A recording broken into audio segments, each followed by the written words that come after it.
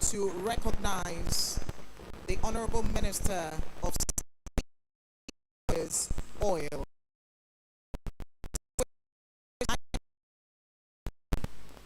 You're welcome, sir.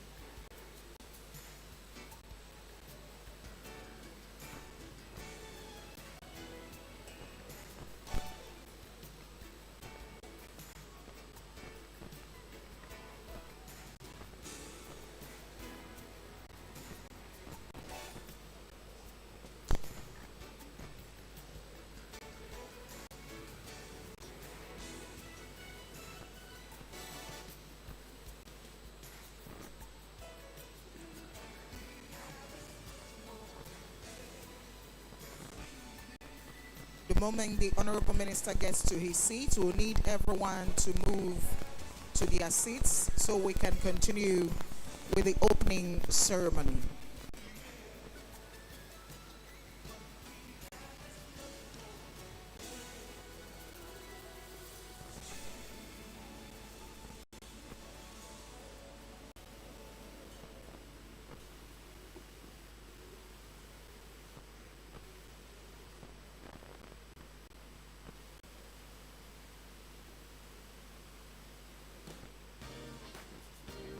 Can we please clear the front of the VIP?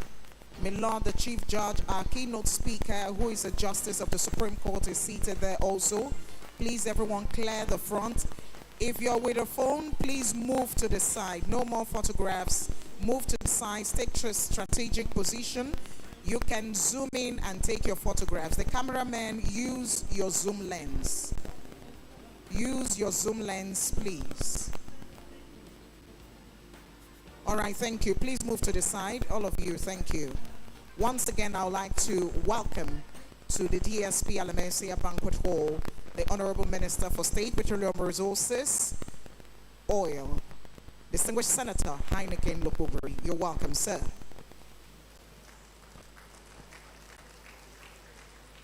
Permit me to also recognize Honorable Justice David Opokuma, who is also here with us, Justice of the High Court. Thank you, sir.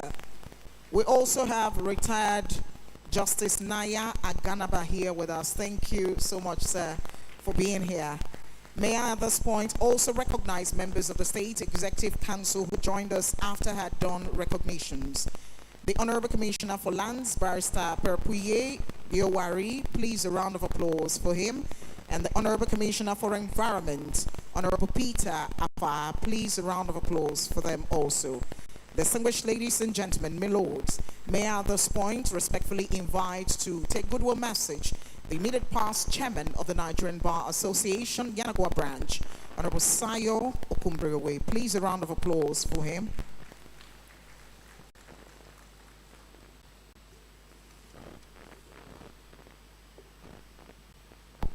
Thank you.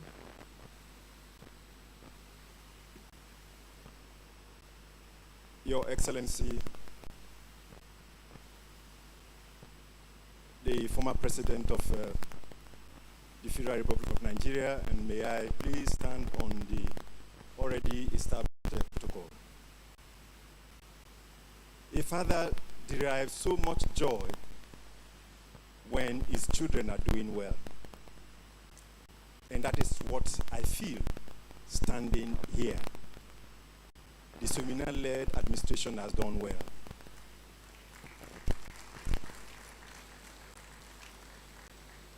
When I was the chairman, and in our last law week, I said it's my desire that my successor should do well, much more than me, so that there will be continuous growth in the branch. And that is what is manifesting. And I believe that the next one will be better than this. And there will be a continuous progress in the branch. Now, our learned Silk talked about self-sufficiency of the branch. And that is what we are doing. And that is why we put into practice the idea that we had conceived some 16 to 18 years back and had to take the bull by the horn to start the Yenagoa Bar Center. And I can remember, just aside, one of our sister branches far away in the west, they laid the foundation for the branch, for the bar center, built it up, and up to the point of, I think it's a one-story building, they could no longer continue because of the downturn of the economy. And they now approached one or two persons to complete it, but none could. So they had to approach our revered Silk, Chief Are Afe Babalola, to complete the project. At that time, the estimate was about between 20 to 30 million naira. And they approached me and said, look, complete this project for us, and we are going to name the bar center after your name. He accepted and gave them the money, and it was completed. And they named it Afe Babalola Bar Center.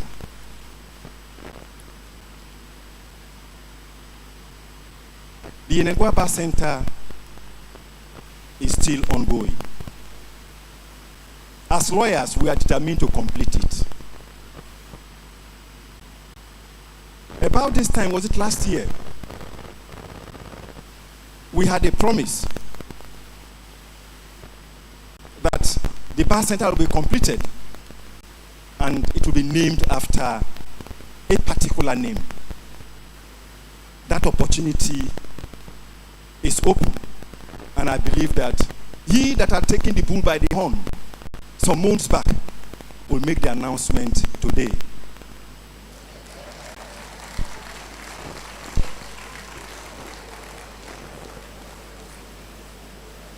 Now, please, I am on the pulpit. Now, can members of the Nigerian Bar Association please be on their feet? If you are a member of the Nigerian Bar Association, please, can you be on your feet?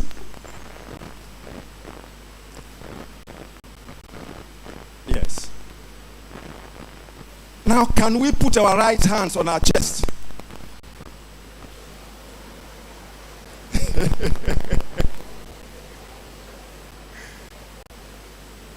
Then say to yourself, I have done well.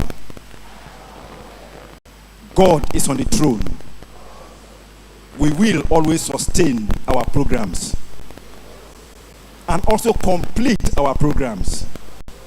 God helping us. In Jesus' name.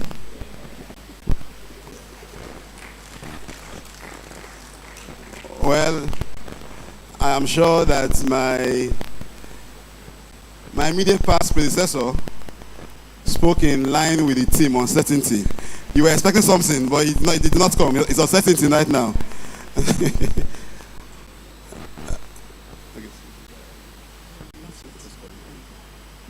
Thank you very much. You know, if it was in the military era where we had coups and counter coups, we'll say what the immediate past chairman just did was a clean coup, because it was unexpected.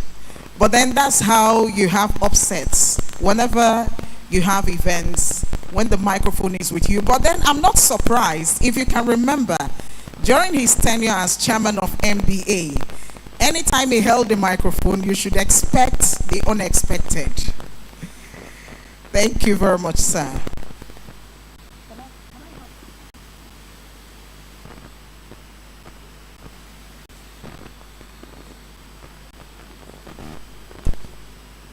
Distinguished ladies and gentlemen, my lords, our next speaker is not just a member of the bar, but he served here in Bayelsa State as Speaker of the Bayelsa State House of Assembly.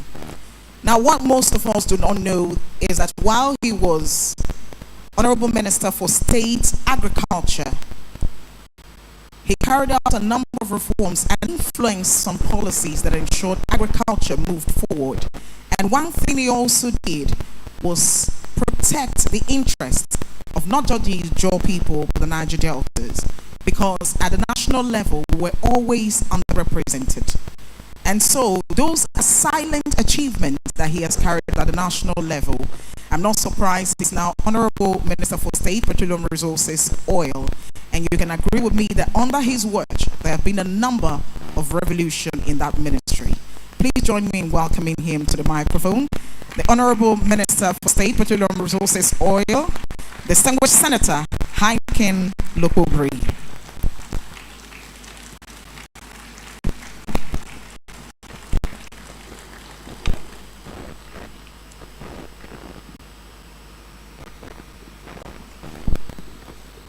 Thank you.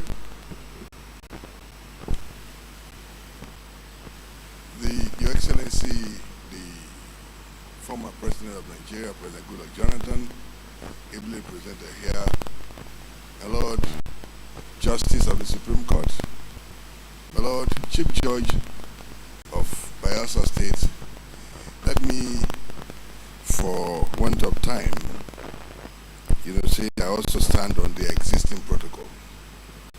Recently in Abuja, somebody said you wanted to sit on the existing protocol. Permit me to also, especially recognize my boss. I always call him my boss because I started staying with him when I was in secondary school. I was in a boarding school in Port Harcourt, but every holiday I had to spend with him. He was the man who inspired me to be a lawyer. Please permit me to recognize Chief Federal Zimwa.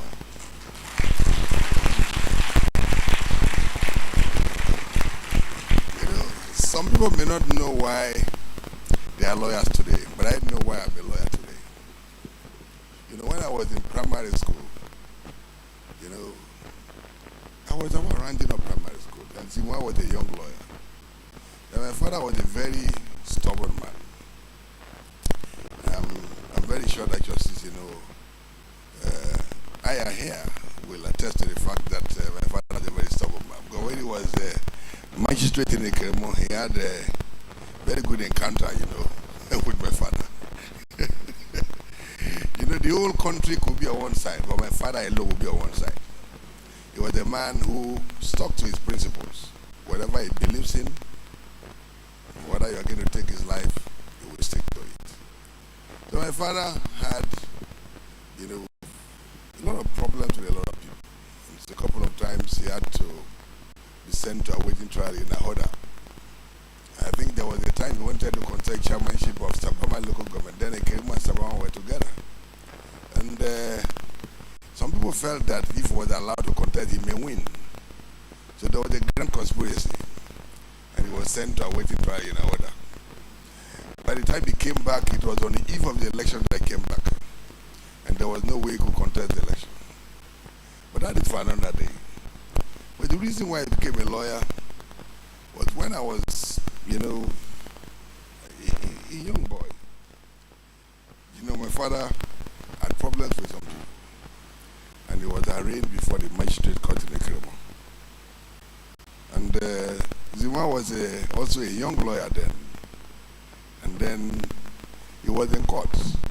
So my father had to brief him to represent him. The way he represented my father made me, to be interested in becoming a lawyer.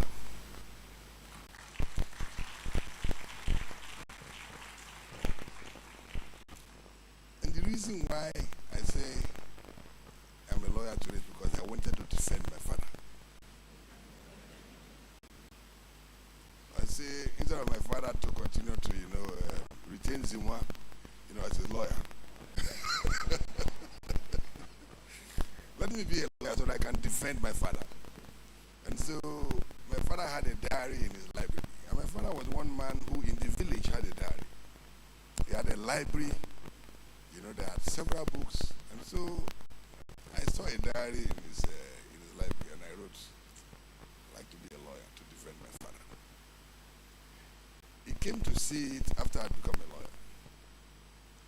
And that is also a story for another day. But today, I'm very happy, to be here today. This is like a homecoming for me. This was where I started. As a young lawyer in the 90s. And it's always, very rare privilege, to be back home. No matter where we are serving, on sabbatical. I'm a man who is a politician, but I'm on sabbatical.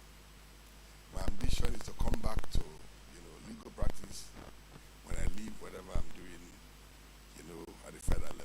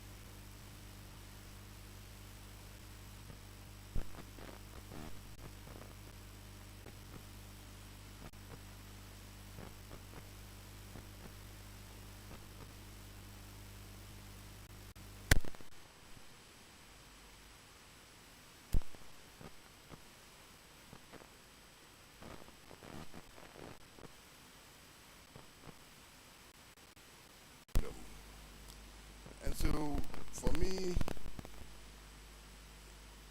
this occasion affords me the opportunity to also share a few thoughts, with my learned friends, what opportunities that lawyers, could explore, despite the fact that we have, global economic, challenges. Whatever you are seeing in Nigeria is not peculiar to Nigeria. We have global economic problems. If you go to Europe, you go to America, and because of my present position, I've had the privilege of going around the entire world. And wherever you go, the problems, are there. So for me, in this era of socioeconomic uncertainty, I believe that we as lawyers have, a couple of opportunities which I think, I should share with you. Whatever I say may not be exhaustive, but it is my, candid opinion that having been given this opportunity, I should be able to share a few thoughts,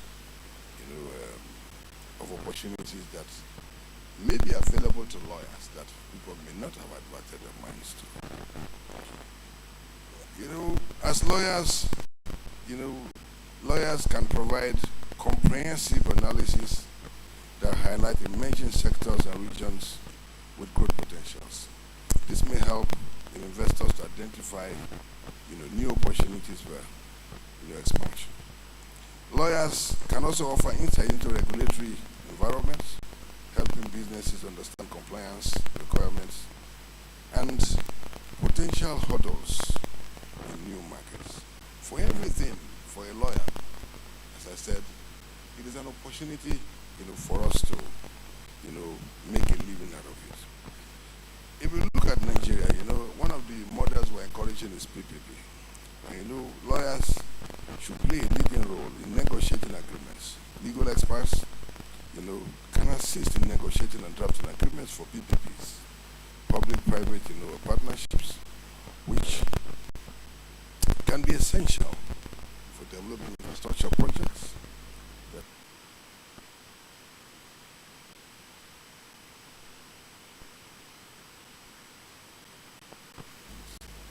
Properly structured deals can attract private investment in public projects, showcasing lucrative opportunities while managing risk. Every business has a risk, but it's a lawyer's duty to be able to analyze those risks and advise the client as to whether they should make the relevant investment. If you look at intellectual property, protection, lawyers, these are things that Nigerian lawyers may not be doing. But having the privilege to go around the world, I know that in other climes, these are big opportunities that lawyers in other climes, in other jurisdictions, can make billions of dollars. By securing patents, trademarks, copyrights, lawyers can help innovators protect their ideas, encouraging investment in new technologies and opportunities. You remember that, few young Nigerians created, one technology for trading, which they sold for hundreds of millions of dollars.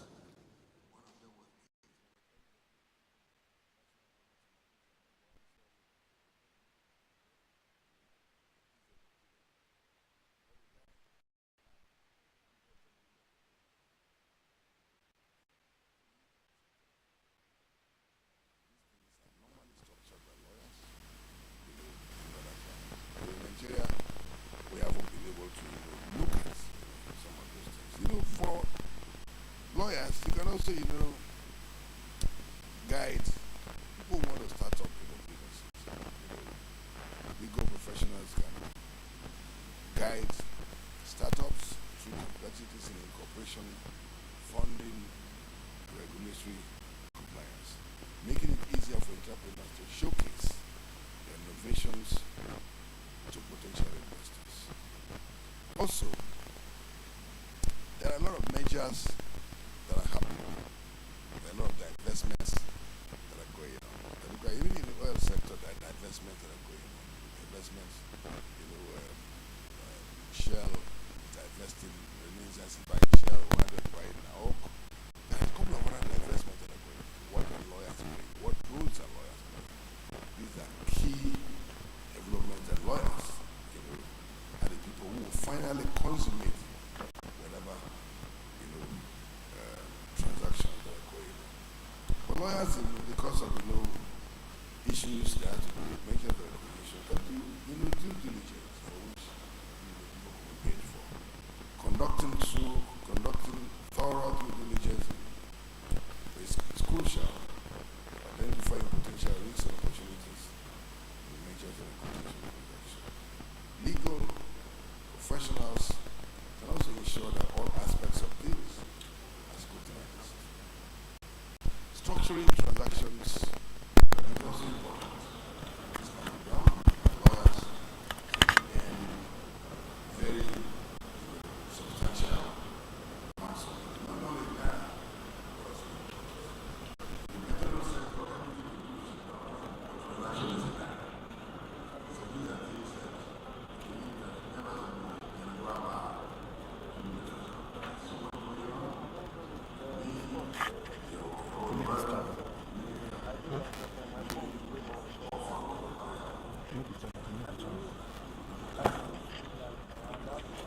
What are they called?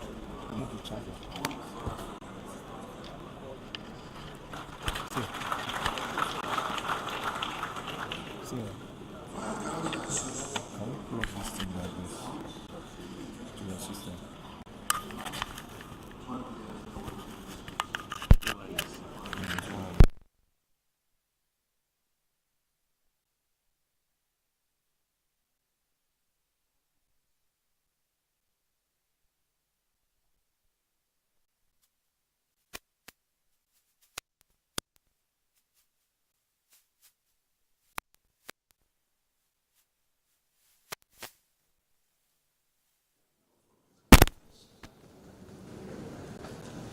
I also believe that lawyers, have a duty to see how they can advise their clients to comply with regulations. Part of what we have always seen is that people don't even know what they are supposed to comply with. In most cases, quacks are the people who are rendering these services and then cutting away the billions of dollars. It's also important that we look at creating structures for green bonds and other sustainable financial instruments which drive investments in environmental and sustainable way. Nobody should be deceived that fossil fuel will go away.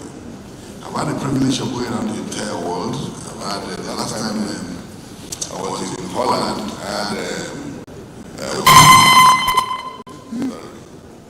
I was in a panel with the Deputy Prime Minister of Holland, who is incidentally the Minister of Energy and Climate Change. And have always contended wherever I go that fossil fuel can't go away. Historically, no form of energy has ever gone away. People are still using coal. People are using all sorts of energies. And I've always contended that Africa is a victim, of these climate change emissions that we're talking about. And that there's no way we can abandon our God-given resources that we haven't actually explored to our own benefit. Because we want some people to believe that we should abandon them. Meanwhile, they themselves are not abandoning them. Just last year, the United Kingdom government gave over 100 licenses for new explorations in the North Sea. But they are telling you, Europeans are telling you in the name of climate change that you should abandon fossil fuel production. But what we did in that one was that, look, I told them in that global forum that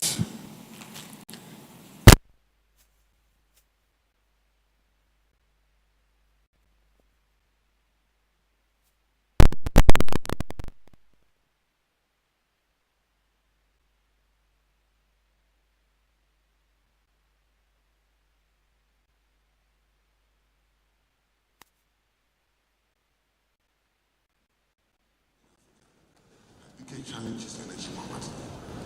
Are we going to abandon our God-given natural resources because somebody somewhere is telling us to abandon fossil fuel production?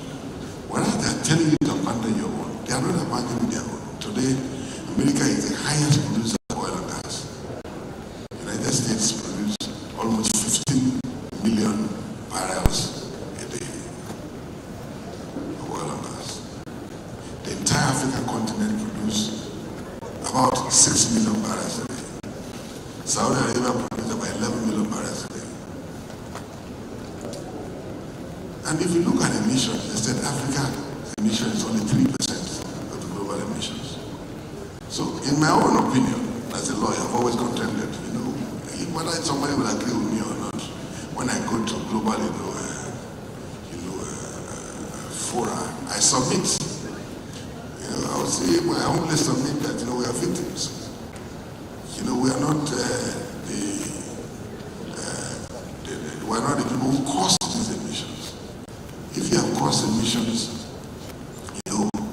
that are ravaging the earth, what is Africa's contribution?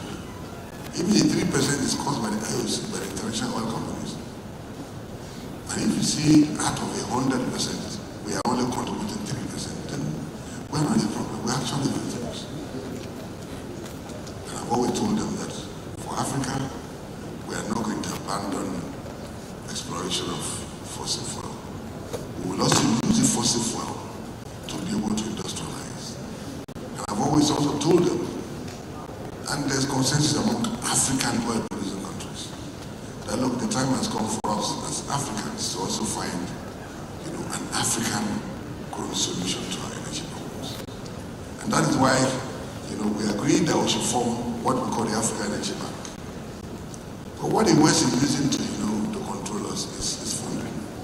Whereas Britain gave 100 new licenses, they can raise funding to invest.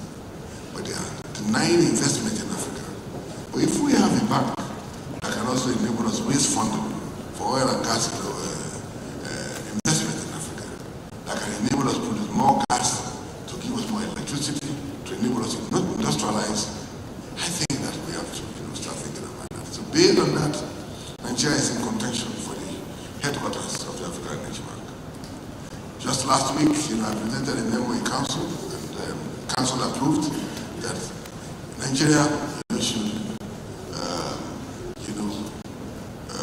redouble our efforts for hosting the headquarters of African Energy Bank. The African Energy Bank will start with $5 billion. That's capital. $5 billion is about 7.5 trillion. There's no bank like that. And then in the next 4 years, 2028, that bank will grow its asset base to $120 billion. That's 25 to 30% of our GDP. That is the bank. That's an African, petroleum producers organization, APO, had decided that on the 4th of July, ministers will sit down, and then we'll agree on which country will host the headquarters of African Energy Bank. And I've told them, they can't be talking about oil and gas in Africa without Nigeria. And that if you truly want this bank to succeed, it has to be Nigeria. You also agree with me that there is no continental headquarters of any organization in Nigeria. None. And our biggest contender is Ghana. And I told my counterpart in Ghana, who has just been nominated as running mate, as vice presidential candidate to his own party, I told him that he should withdraw from me. He said, no, we're not going to withdraw. But Nigerians were different. Because we're dynamic, we're resourceful, we're innovative, we're brilliant. Everybody, every black man is a friend. But I believe that this is the time for Nigeria, and we're going to get the headquarters of the African Energy Bank that will finance oil and gas investments in Nigeria.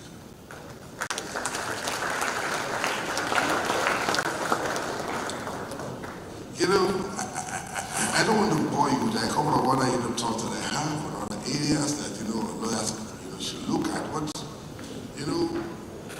from my own background, I believe that it has always been the same.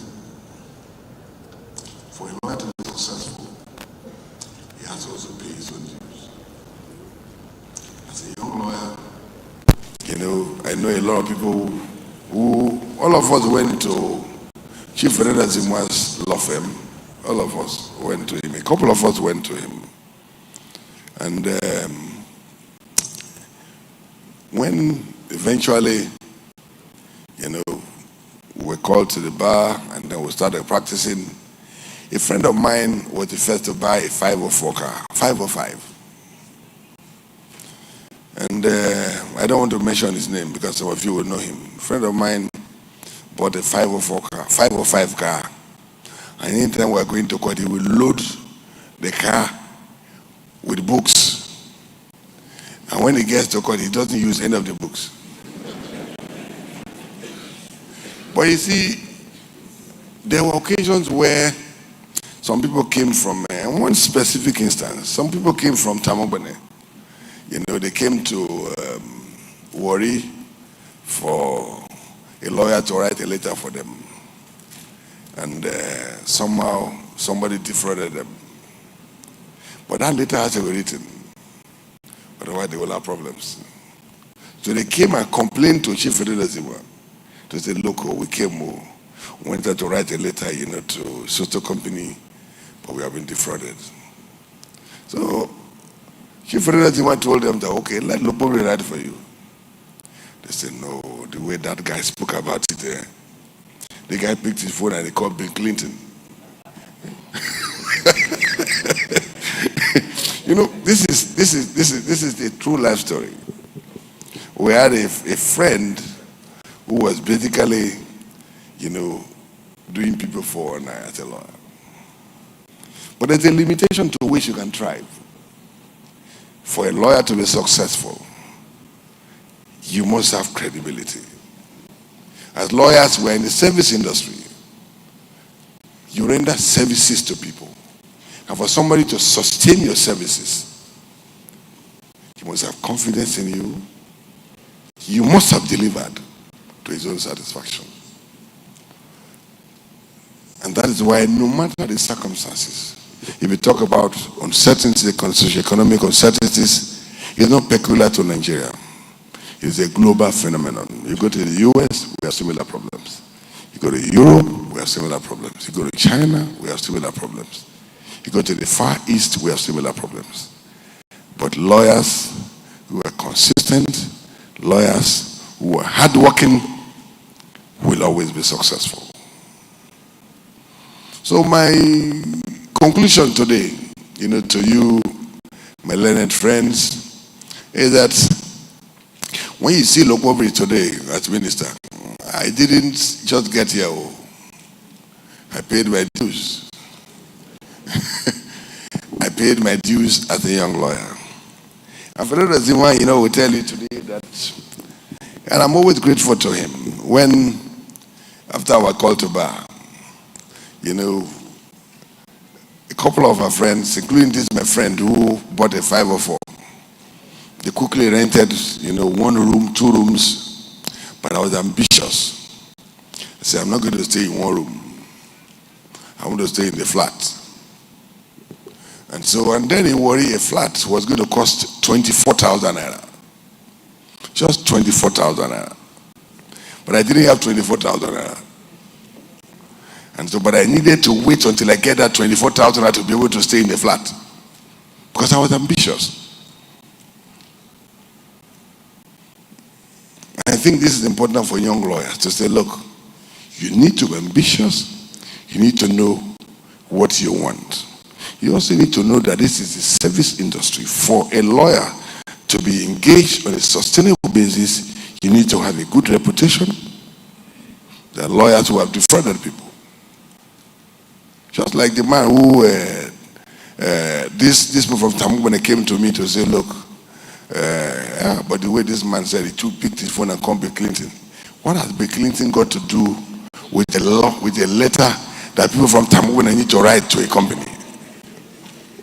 But he has convinced them that, okay, don't worry, your problem will be attended to by Bill Clinton. And they believed him. And I was supposed to write that letter free, because Chief Zimwa had told me that, okay, these people have been defrauded, and so just write a letter free for them. They were not interested in the free letter. They had to go back, arrange money, came back and paid that lawyer for that lawyer to write for them. But eventually they got to know that the lawyer was playing 419. But today, to the glory of God, and God has been very kind to me. And sometimes, what I get, I don't think I even deserve that. But no matter what you do, the God factor is always there. I don't know what 25 years ago, from nowhere, I became Speaker of Bar Association Assembly.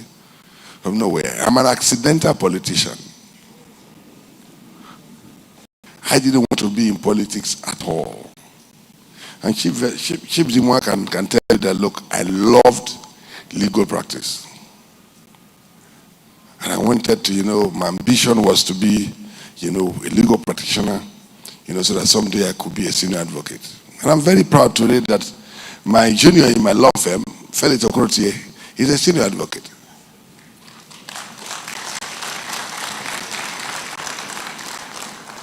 And I thought the governor would be here, but I'm sure somebody's representing him. I also think that as Bayelsa, we need to have it as a specific project to ensure that we have a number of senior advocates every year.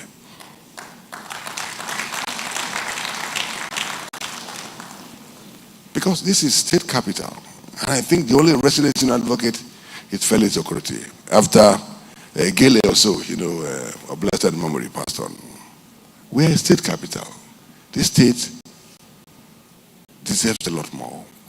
We have the best brains, but they also need the support of the state government and all stakeholders. To be a senior advocate is not a cheap party. Even if you meet all the requirements, It's not a tea party. And other states are deliberately supporting their own to be senior advocates. And I believe that as a Bayelsa State government, we have an obligation to ensure that we set a target every year. Even if we say we want 2 persons, 3 persons to be senior advocates, we make sure we support them to be senior advocates. For me, at the federal level, as the only minister from Bayelsa, the only minister, from the Ijaw ethnic nationality, I want to assure you that I will always be there to support anybody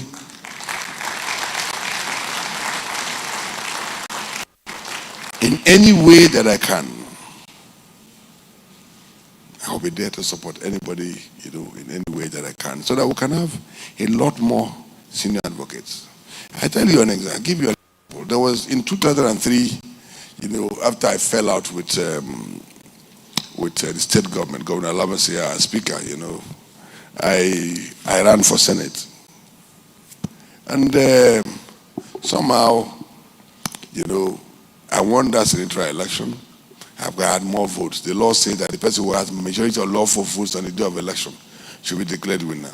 But INEC declared the election inconclusive. So what I did was to go to the tribunal.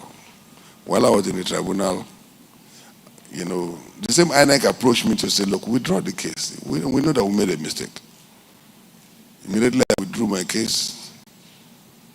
My colleague, Senator Bram Baifa, was sworn in as a senator, without INEC going to conclude the election.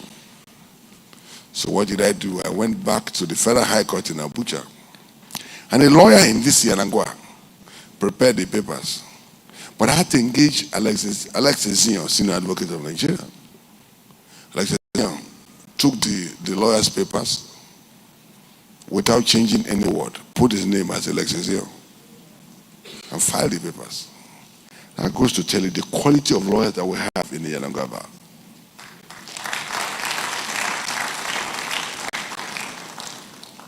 So what we lack is just opportunity. What we lack is just the requisite support, the requisite institutional support that our people lack.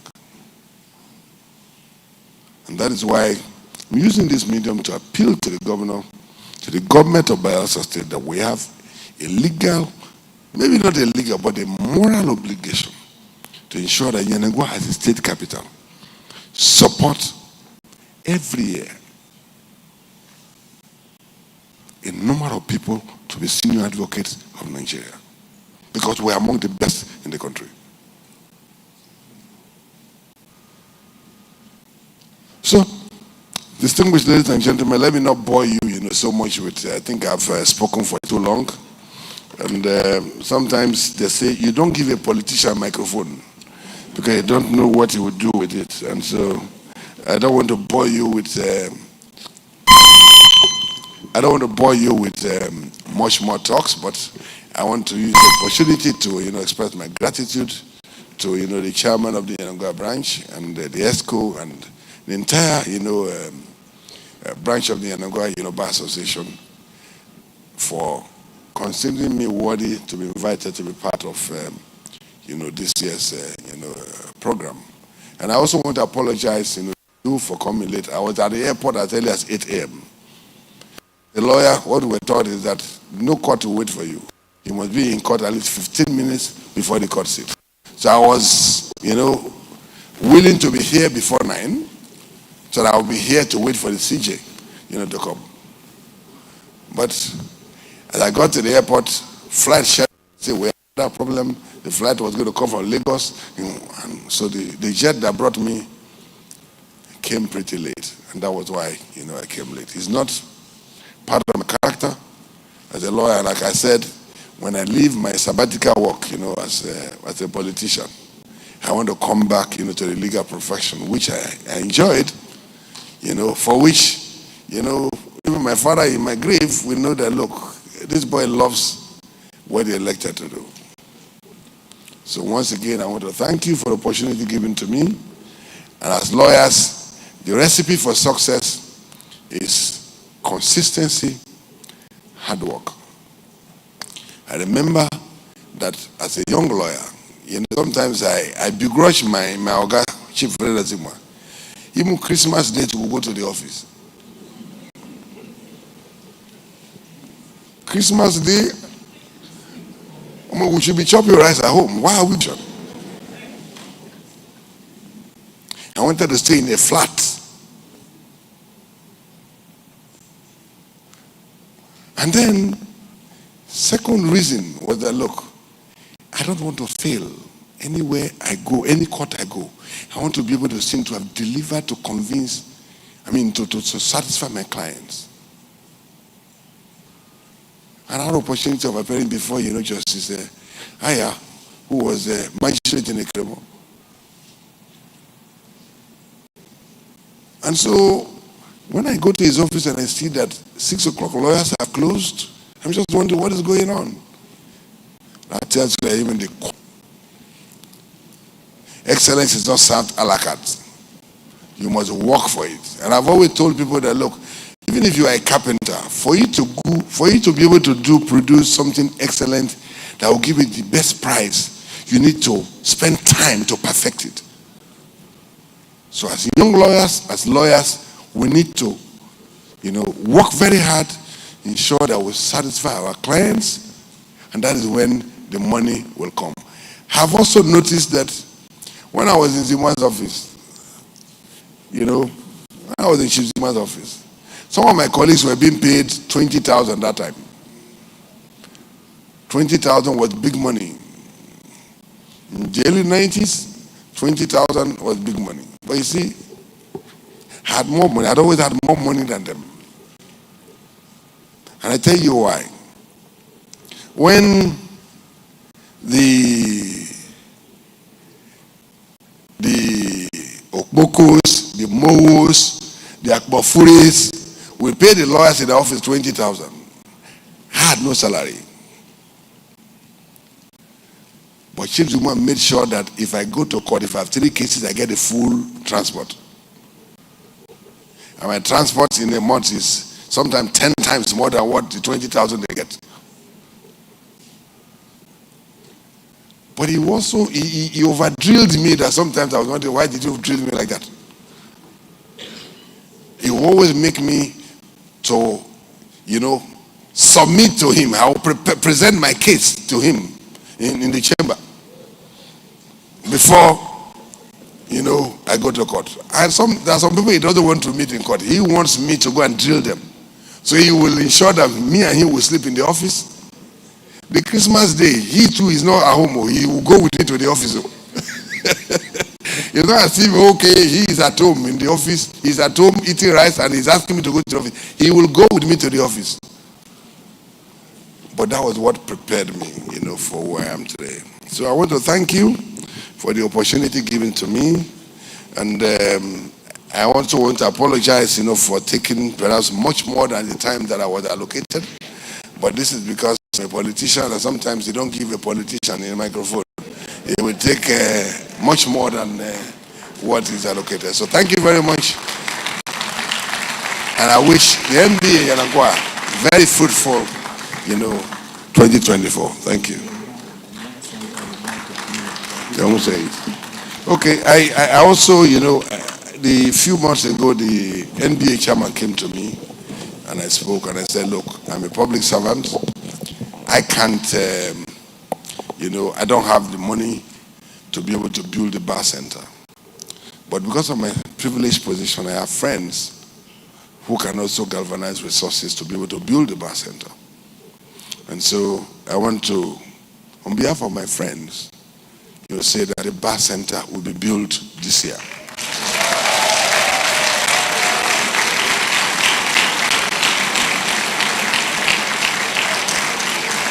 Let me be very clear. I said I don't have the money. So that nobody will live here and say that okay, Lokpobi is the one building it. No. But Lokpobi, as Minister of State Petroleum Resources, had friends, who want to do favor to him.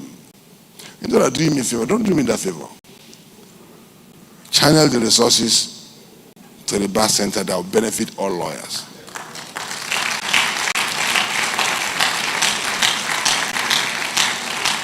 So the assurance I can give to, members of the bar here is that that will be done this year.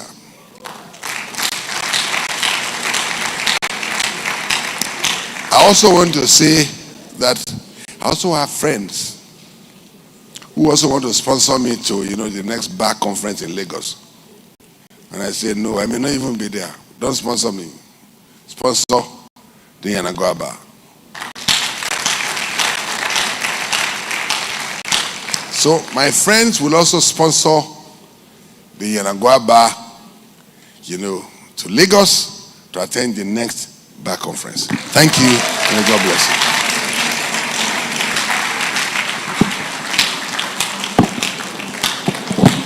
Thank you very much. Honorable Minister, with what you said at the end, we likely would have given you 20 more minutes to speak. But we thank you for not taking advantage of the goodwill you now have with the MBA Yenagoa. Thank you so much, sir. But sir, I have a question for you. They say motivation is like a drug. It's something that empowers you. It is what keeps you going. It's like fuel for the body. It's what makes you achieve dreams and aspirations when you have motivation. So, Honorable Minister, sir, we know that your motivation for becoming a lawyer was because you wanted to take Elder Zimoa's client. So I would like to ask, did you succeed? That will be a story for another day. While the Honorable Minister's motivation for becoming a lawyer was because he wanted to take over his father's cases and represent his father, well, my own reason for not being a lawyer is because I did not want to take over my father's cases and represent my father. Thank you very much, sir. At this point, distinguished ladies and gentlemen, my lords, I would like to recognize here with us the Honorable Commissioner, Minister of Power, Engineer Kumoko Karim. Please, a round of applause for him. Thank you for being here.